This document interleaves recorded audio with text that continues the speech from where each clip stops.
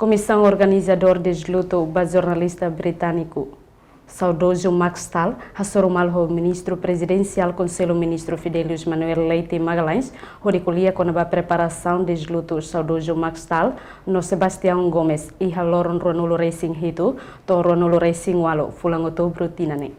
Encontro entre a comissão organizadora deste luto e jornalista britânico Max Stahl, halau sexta-feira semana ne Loron Sanolo Racing Rua, fulang agosto, tinane Rua Ronolo Racing Rua e a Palácio Governo Dili.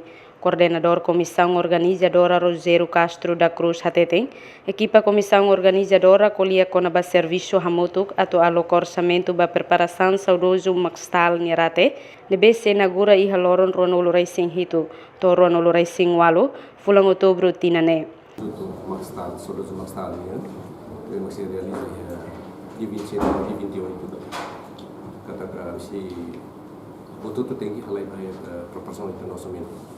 E depois o plano programa mesmo se halau, porque de 27 se halau seminário, né? Ao mesmo tempo, tinamos a rede de luto e depois tem que passar o governo pela serviço da comissão para depois sobre a inauguração da campanha mesmo, horas nela lá plano tinha na neta foco dura de luto saudoso Max Stahl linha. Ao mesmo tempo, dia 28 nene também é saudoso Sebastião Gomes. Então, Loro ainda não vemos que a nessa mate data ainda de diferença matina. Então, tem que servir a moto com a Secretaria de Juventude e Esporte para todo ele o calendário ainda não vemos fixo. Tuir plano tinane foco liuba des luto Max Stahl no saudoso Sebastião Gomes.